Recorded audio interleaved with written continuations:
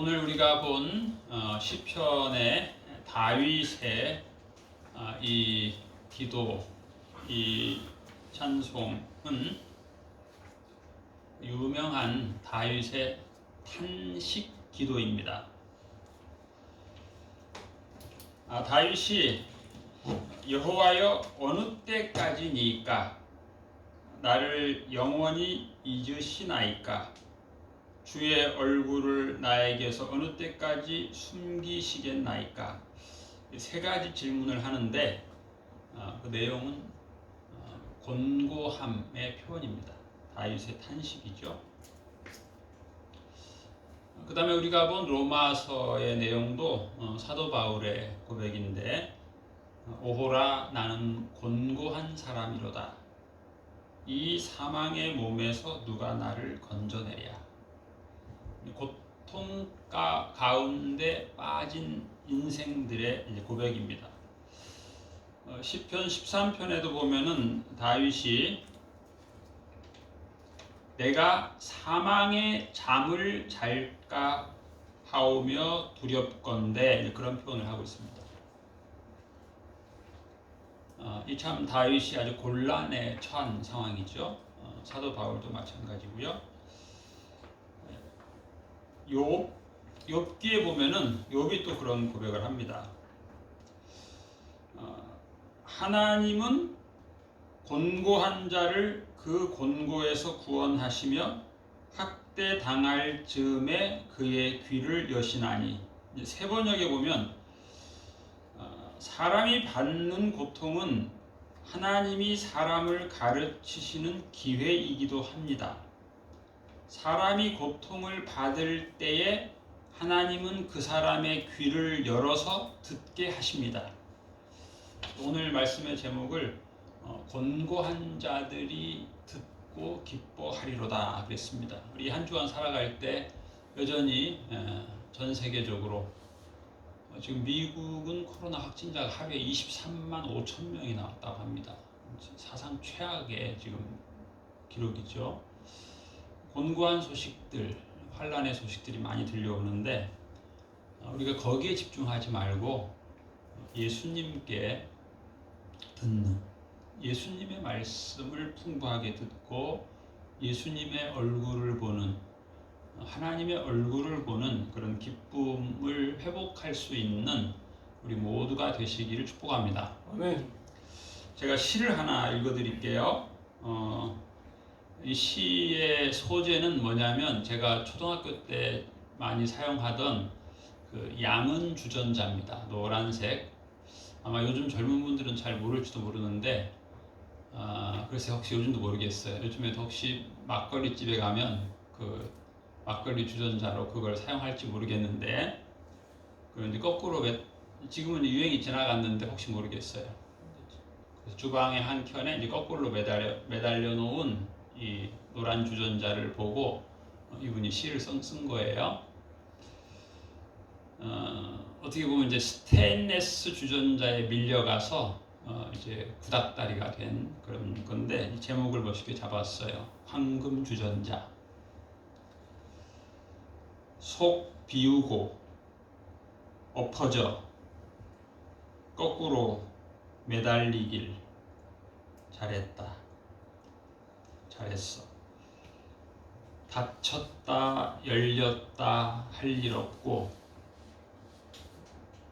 이리저리 돌리고 돌릴 없고 더 이상 쭈그러질 일 없고 출렁출렁 쏟아질 일 없고. 제가 초등학교 때 시골에서 그런 농번기 때 막걸리 심부름 한 적이 있어요. 가서 일꾼들 주전자에 막걸리를 받아와라. 제법 큰 거였는데 그게 갈 때는 너무 가벼운데 이게 거기서 가득 채워주는데 걸을 때마다 이게 출렁출렁 넘실넘실 흘러 넘치는 거예요. 참 그래서 아주 참 난감했던 그런 기억이 있어요. 이제는 다 어떻게 보면 은퇴한 주전자인데 은퇴한 주전자가 어떻게 보면 쓸모없는 그런 게 됐는데 아주 잘 시로 표현했어요. 출렁출렁 쏟아질 일 없고 또 뚜껑 열릴 일 없다. 우리 요즘 열받으면 사람들이 뚜껑 열린다고 그러잖아요. 요즘 사람들은 뚜껑 그렇게 열릴 일도 없는 거 이제는 다 자기를 안 써주니까 할 일 없으니까 이 손 저 손 손때 묻을 일 없고 더 이상 담아놓고 혼자 속 끓일 일 없고 할 일은 오직 이것저것 모두 다 있고 어제도 오늘도 내일도 모두 쏟아내고 비우고 엎어져 거꾸로 매달리는 것이었다. 그때 오늘과 내일이 손잡고 비운 속으로 미래의 충만이 우우 차오르는 것이었다. 어떻게 느낌이 옵니까? 예. 버림받은 주전자가 오히려 황금 주전자다. 그래서 하늘을 방석 삼아 편안히 이제는 쉰다. 이제 그런 표현이 있어요. 요즘 그 유행 신조어 중에 이제 업글 인간이라는 말이 있다고 합니다. 우리가 보통 이제 컴퓨터를 몇 년 동안 쓰게 되면 속도가 너무 느려져서 그 업그레이드라고 하는 걸 하거든요. 마찬가지로 인간도 이제 업그레이드가 필요하다. 이제 그런 내용인데 이제 그 이 단어의 의미는 단순히 요즘 그런 말 쓰거든요. 스펙을 쌓는다, 뭐 스펙을 올린다, 취직하기 위해서 뭔가 자격증을 딴다 이런 의미라기보다는 좀 긍정적 의미에서 이렇게 나의 그 어떤 성품 같은 것을 좀 이렇게 잘 수양한다 이런 의미가 있다고 해요.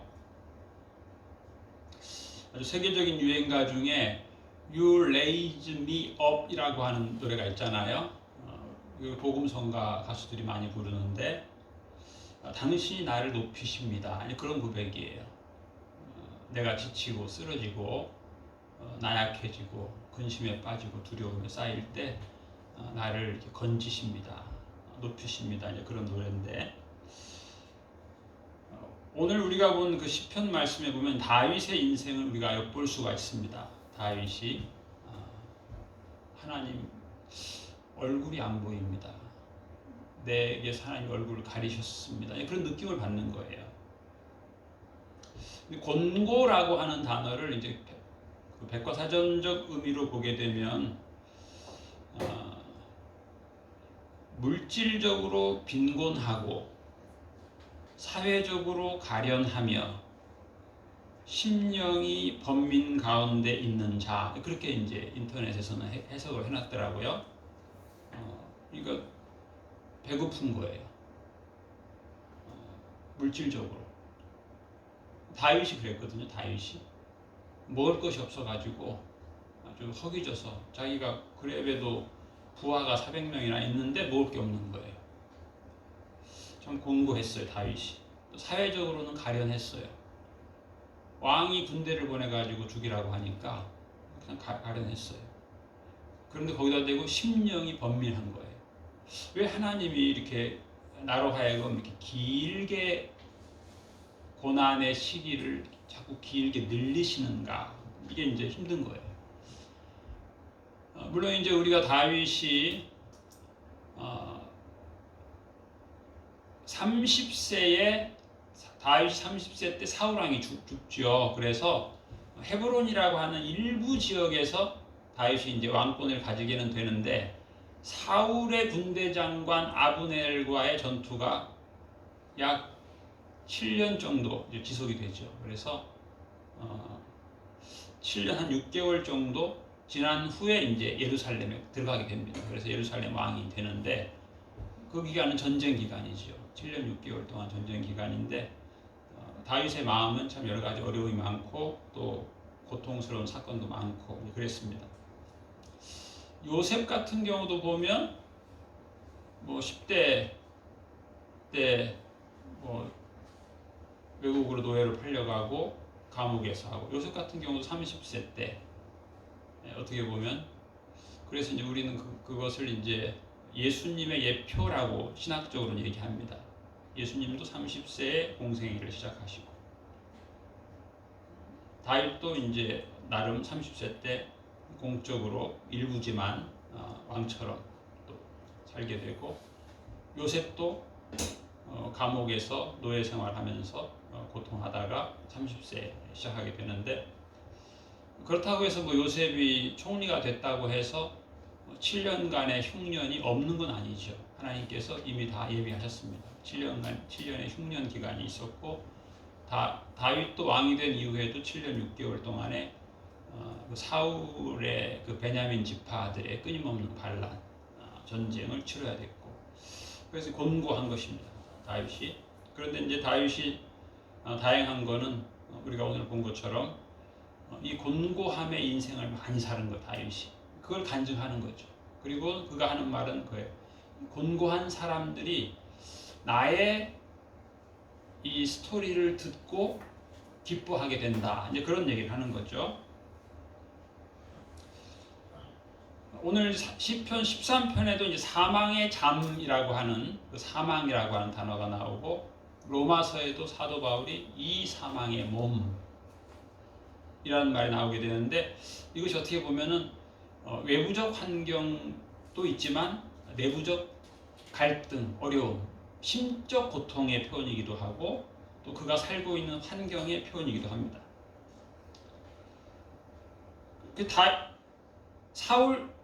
바울 사도도 자기가 곤고한 사람이라고 표현하는 거예요. 왜냐하면 내가 마음으로는 하나님의 법을 따르는데 내 육신은 죄의 법을 따르고 있다는 것이죠. 거기에서 이제 어떻게 보면 이것도 번민이에요. 심령의 번민 가운데, 곤고한 가운데 있는 거죠. 출애굽기 12장 33절에도 그런 표현이 있어요. We will all die. 우리말로 표현하면 우리는 다 죽었다. 이게 이제 누구의 표현이냐면, 이게 이제 그 하나님이 모세를 통해서 10가지 재앙, 마지막 10번째 재앙이 뭐였냐면은 파라오의 장자가 죽고, 그 궁궐 대신들의 장자가 죽고, 또 백성들의 이집트의 장자가 죽고, 또 모든 집에 애완용 개, 가축, 짐승의 장자가 죽으니까 이게 이 사람들이 그전에는 완강했거든요. 무슨 소리 하냐. 모세가, 하나님이 모세한테 너 가서 이렇게 말해라, 그러면 그 사람들이 안 들을 거다, 이 얘기를 거의 10번 정도로 하시게 되는데, 마지막 자기의 큰아들이 죽고, 자기의 애완견의 또 첫째가 죽고, 가축 다 죽고, 신하들 다 죽으니까 그 사람들이 이제 울면서 하는 말이에요. We will all die. 우리 다 죽었다. 그럼 100% 죽은 건 아닌데 그런 느낌을 그들이 받은 거죠. 그러면서 바로가 뭐라고 말하냐면 우리를 축복해 다오, 그래요. 자, 어떻게 보면 좀 넌센스예요. 어떻게 보면 파라오가 그 엄청난 권력을 가지고 모세를 지금 10번이나 압제를 했거든요. 하나님이 파라오를 완고하게 했어요. 완악하게 하셨어요. 그리고 모세는 참 아픈 거예요. 하나님이 사명을 줘서 하면 계속 좌절이 되는 거예요. 파라오가 죽이려고 하고, 그래가지고 모세가 막 승질을 내고 막 그래요. 성경 보면.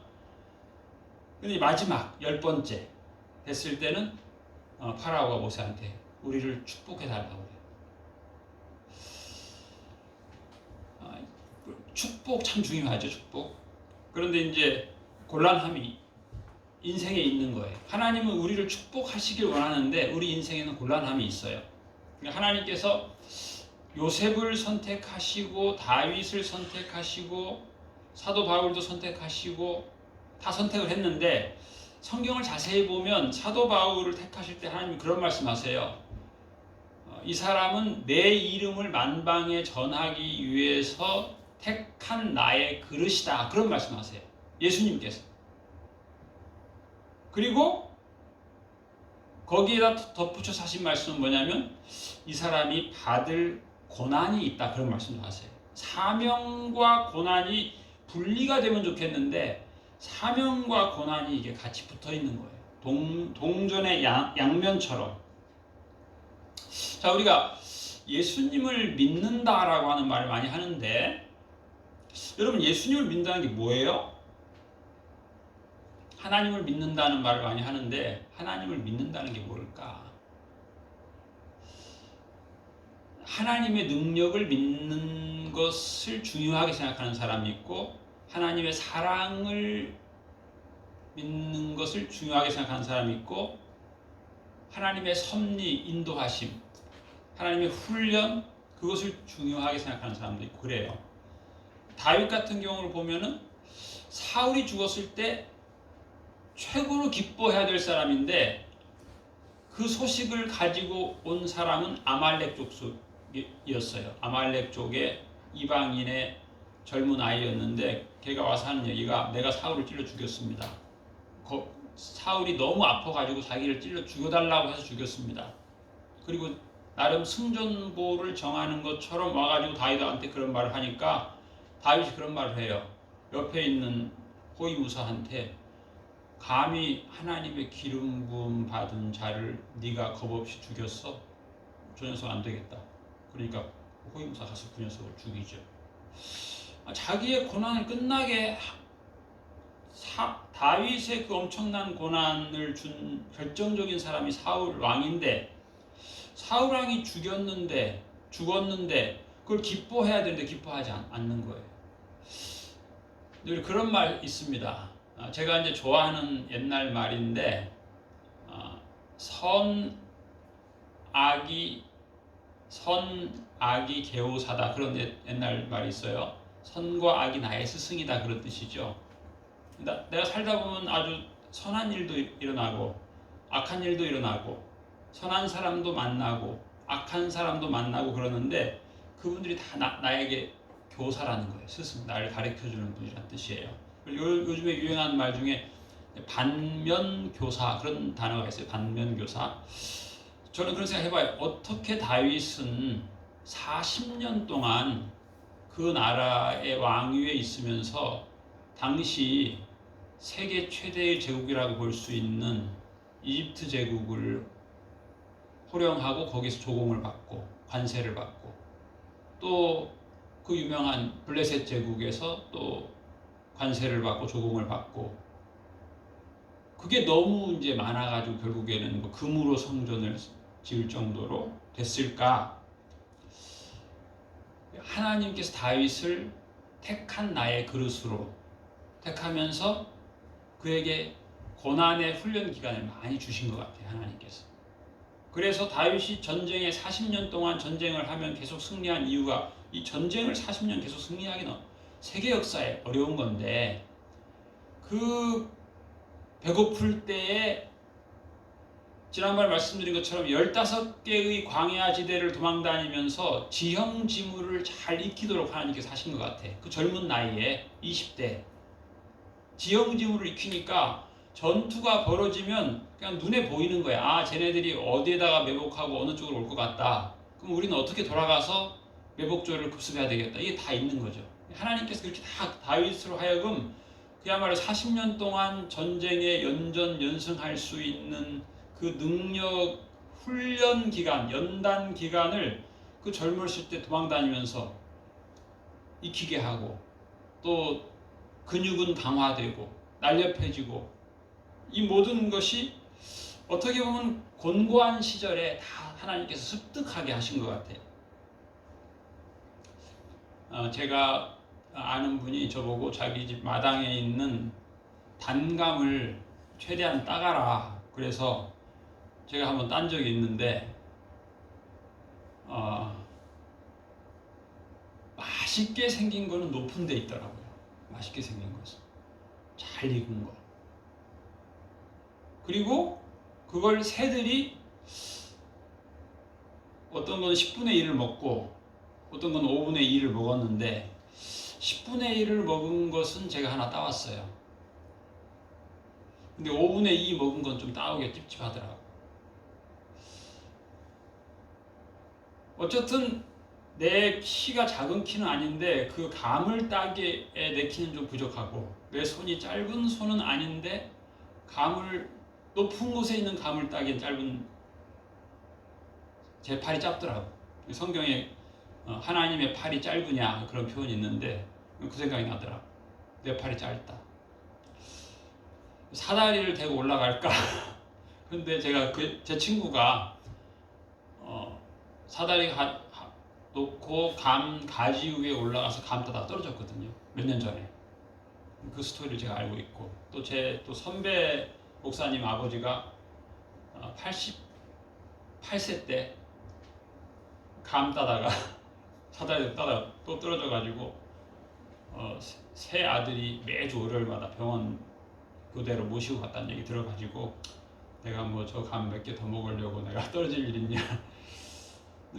어쨌든 새들이 원망스럽더라고. 새들이 아니 먹으려면 하나를 다 먹든가 하지 어떻게 꼭 10분의 1씩 10분의 1씩 5분의 1씩 그렇게 이상하게 해놔서 걔네들이 맛있게 생긴 것만 침발아 놓은 거죠. 걔네들이. 하여튼 새들이 원망스럽더라고. 그랬는데 그 후에 제가 다닌 신학대학 교수님, 은퇴한 분이죠. 서 교수님이 쓴 그 수필을 봤어요. 연세가 한 80 정도 된 분인데 수필집을 냈어요. 그 나이가 많이 드신 분이 수필집을 냈는데 그 수필집 그 내용이 그런 거예요. 마당에 새들이 찾아와서 감을 따먹으니 고맙다. 그런 내용이에요. 내 마음하고는 정반대예요. 그 모든 내용이 그 수필의 내용들이 저하고는 정반대예요. 어떻게 나는 저렇게 새를 도끼 눈을 뜨고 미워하는데 어떻게 또 이 교수님은 그 새들을 그렇게 또 이뻐할까? 나하고는 정반대다. 그런 생각을 했어요. 여러 가지 생각이 막 교차하더라고요. 저분이 이제 80이 넘어서 저분은 감 따러 감나무에 올라가기가 조금 힘들어서 아주 새를 사랑하는 거 아닌가 그런 생각도 해보고 나는 아주 젊어서 식욕이 나의 욕구가 저걸 따먹어야 되겠다. 그래서 이제 문제는 이제 불평이 있는 거죠. 그래서 어떤 면에서는 그분이 부럽다. 80이 넘었기 때문에 새들이 와서 감을 따먹는 게 그분은 사랑스럽고 나는 아주 젊어서 감을 따가는 새가 원망스럽고 어쨌든 저도 곤고한 거예요. 내 나름 내 욕구가 있고 내 젊음이 있는데 상황은 그렇지 않고 새들이 저를 안 도와주는 거죠. 저를 방해하는 거예요. 신명기에 보면 하나님께서 그 신명기서에 그런 말씀 우리가 알죠. 하나님께서 너희를 광야에서 만나를 먹이신 이유가 있다. 그거는 너희를 낮추시고 시험하사 너희 마음이 어떠한지를 보려고 한다. 하나님께서 우리의 마음을 보고 싶어 한다는 거예요. 우리 마음이 어떠한지. 그런데 우리의 마음은 어떤 때 알 수 있냐면은 낮춤을 당할 때, 시험을 당할 때 마음을 보게 된다는 거죠. 알게 된다. 하나님도 볼 수 있다는 거예요. 너희를 낮추시며 줄이게 하시며 이건 다 이제 어려운 거죠. 우리 사람 편에서는 하나님께 낮추신다는 것은 기왕이면 You raise me up 나를 좀 높여주세요. 그건데 낮추시고 줄이게 하시고 가난하게 시편 69편에 보면은 그런 표현이 돼 있어요. 시편 69편 29절에 보면 다윗도 그런 기도를 합니다. 오직 나는 가난하고 슬프오니 하나님 주의 구원으로 나를 보호하소서. 내가 노래로 하나님을 찬송하며 감사하리니 곤고한 자가 이를 보고 기뻐하나니 하나님을 찾는 너희들아 너희 마음을 소생하게 할지어다. 마음을 소생하게 할지어다. 그 말은 마음이 자꾸 낮아지고 어려움을 당하면서 자꾸 이제 깔아앉는 것이죠. 고통 가운데서, 곤고한 가운데서. 그런데 하나님께서 이제 그런 생각 하시는 거예요. 하나님께서는 우리를 훈련시킨다는 훈련, 연단을 시키는 건데, 이제 우리의 생각이 이제 일반적으로 이제 예수님 믿는다, 하나님 믿는다. 그게 뭐냐면은 하나님의 능력으로 내가 좀 편해진다. 하나님의 은혜로 내 뜻대로 된다. 이런 느낌이 있는 거죠. 그런데 간단하게 표현하면 예수님 믿는 게 뭐냐면 예수님께서 우리에게 하신 말씀을 믿는 거예요. 더 나아가서 말씀을 누리는 거예요. 깨닫는 거예요. 듣는 거죠. 그 다음에 예수님의 십자가를 알게 되는 거죠. 예수님의 십자가를 알게 되는 거죠. 그 다음에 예수님의 부활을 알게 되는 거죠. 그래서 간단하게 표현하면 십자가 신앙, 부활 신앙, 이 두 개도 요약도 할 수 있어요. 예수님이 또 재림하는 것을 또 우리가 믿는 거죠. 재림의 신앙. 그런데 이것을 조금 또 표현 바꿔보면 고난의 신앙, 영광의 신앙이라고 표현할 수 있어요. 근데 그게 이제 대부분은 우리의 신앙이 있는데, 우리한테 있는데, 고난의 신앙을 위해서 내가 묵상하고 기도하고 준비하기보다는 영광의 신앙을 위해서 성경을 보고 때로는 암송도 하고 묵상도 하고 그런 경우가 많지요. 그래서 성경 구절 가운데 그런 구절이 있거든요. 영광의 신앙을 이렇게 업시키는 내용이 있어요. 그거 좋아해요. 왜 암송할 때 기분 좋아요. 그런데 반대로 그렇지 않은 것은 이해가 잘 안 돼요. 예를 들어서 예수님께서 애통하는 자가 복이 있다. 이건 참 어려워요. 이거 이해하기 힘들어요. 왜? 아니 애통이 무슨 복이야? 애통하고 슬퍼하고 곤고하고 이건 복이 아닌 것 같은데 왜 그럴까? 제가 이제 묵상을 해본 거예요. 그러면서 그런 결론을 얻게 됐어요. 이건 참 안 맞다.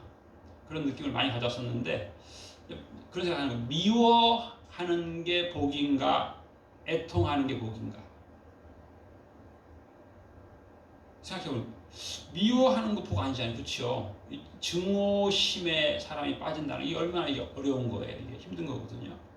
그렇게 비교해보니까 야, 이게 사람이 증오심의 노예가 되고 미움의 노예가 되고 마음이 그냥 미움에 불타고 이러는 것보다는 예수님을 생각하면서 예수님이 애통해 하셨거든요. 예수님이 이 땅에 오셔서 애통해 하셨어요. 암탉이 병아리를 품음처럼 내가 품고자 하는데 그 안을 안 들어가겠다는 거 사람들이. 그게 안타깝다는 거 예수님이. 애통해 하시는 거예요. 내가 노래를 불러도 춤을 안 춘다는 거예요. 예수님 말 안 들으려고 사람들이 안 들어. 애통한 거예요. 예수님 애통한 거예요. 복음을 거부하니까. 그런 쪽으로 제가 생각하게 됐어요. 야, 그러니까 예수님의 애통함 그것이 참 싫은 건데 어떻게 보면 내가 왜 애통해? 애통이 왜 복이야? 복 아니야? 제가 계속 그랬었는데 이런 뭐 다양한 부정적인 마음들, 뭐 미움의 마음이라든가, 뭐 비난의 마음이라든가, 증오의 마음이라든가 이런 것과 한번 견주어 보니까 아, 이 애통함이 차라리 복이다. 미워하는 건 복이 아니다. 증오하는 것, 비난하는 건 복이 아니다. 그런 생각을 하게 됐어요. 하나님께서 그런 느낌을 주셨어요. 그 다음에 우리가 뭘 택하려고 그래요? 영광을 택하려고 하죠. 그런데 예수님은 고난을 택하기 위해 오셨단 말이죠. 섬김을 받으려 함이 아니라 우리 인생은 뭐예요? 어떻게 하면 좀 내가 좀 섬김 받을까인데 예수님은 고난을 받고 죽기 위해 오셨단 말이죠. 대신 형벌을 받으러 오셨죠. 이 고난의 각오가 필요하다. 성경을 자세히 보면 하나님께서 훈련을 길게 한다는 거예요. 하나님이 택한 그릇을 훈련을 길게 하는데 그 훈련을 기쁨으로 받을 수 있는 마음의 준비가 필요하다. 이게 고난의 신앙이죠. 조금 거기다 확대시키면 이게 고난의 신학이에요. 고난의 신학. 이게 필요한 거예요. 왜냐? 하나님께서 광야를 걷게 하는 거예요. 광야를 걷게 하고 또 이스라엘 백성을 이집트에 가서 400년을 살게도 하시고 긴 거예요. 훈련을 즐거워해야 돼요. 예를 들면 이제 우리 아들들은 이제 군대를 가서 훈련을 이제 논산훈련소에서 4주 훈련 받고 후반기 훈련 3주 받고 이런 식으로 했는데, 저 같은 경우는 전반기 훈련만 16주, 또 후반기 또 훈련. 그래서 물어봤어요, 우리 아들한테 행군 몇 킬로 했냐 물어봤는데, 저희는 이제 200km 행군했거든요. 근데 50km 행군했다더라고. 그러니까 이게 차이가 나요. 물론 이제 장교니까 사람들이 장교 좋아하거든요. 기왕이면 장교 월급 받으니까. 그런데 그런 만큼 긴 거예요. 그래서 저는 군대 생활도 한 6년 했거든요. 예. 그래서 사람들은 어떻게 군대를 6년씩 하냐 그런 말도 해요. 2년에 끝내야 되는 군대를 왜 6년씩 하냐 그런 말도 하는데, 다 뭐 나름 장단점이 있지만 어쨌든 장교가 되려면 그 훈련소 기간이 기초 그 기본 훈련이 16주 훈련을 해야 되고, 뭐 낙하, 뭐 유격 뭐 다 받아야 돼요. 근데 요즘에 물어보니까 뭐 낙하 훈련도 안 받았다고 그러더라고요. 예, 그래서 하나님이 택하면 훈련 받아서 우리가 강하게 되는 거예요. 근육이 강하게 되는 거예요. 그래서 결국에는 예수님에게 집중하면, 세상에 집중하면 우리가 부정적 감정의 노예가 되기 쉬워요. 예수님에게 집중하면 예수님으로부터 자꾸 들어야 돼. 예수님께서 듣고, 예수님의 예표인 다윗에게 듣고, 요셉에게 듣고, 사도 바울에게 듣고. 사도 바울이 그래서 결국에는 그런 고백을 하지요. 이 사망의 몸에서 누가 나를 건져내랴. 인생 살다 보면 어려운 구비구비가 있는데, 그리고 바로 하는 말이 뭐예요? 우리 주 예수 그리스도로 말미암아 하나님께 감사하리로다 그랬어요. 이 인생의 다양한 고통, 근심, 걱정, 두려움, 결핍, 아픔에서 누가 건져내냐? 예수님이 건져주시는 거예요. 하나님이 건져주려고 나를 훈련하는 거예요. 훈련 과정이 때로는 길어서 하나님 얼굴이 안 보인다는 느낌 받을 수 있지만, 험한 나그네 길의 세월이 길수록 우리는 강화되는 거죠. 강화. 결국 하나님은 다윗을 길게 훈련했지만 다윗이 길게 훈련받았기 때문에 다윗은 참 그 오랜 동안 하나님의 주시는 평화와 승리와 은혜를 누릴 수 있었던 것이죠. 우리 인생에 다양한 훈련이 있을 때 우리가 때로 힘들어하고 낙심하기 쉬운데, 낙심하지 마시고 예수님 믿는다는 것은 십자가를 지고 따르는 것이죠. 그래서 예수님을 따른다는 것은 고난의 훈련의 과정이 길수록 나는 좋은 그릇이 된다.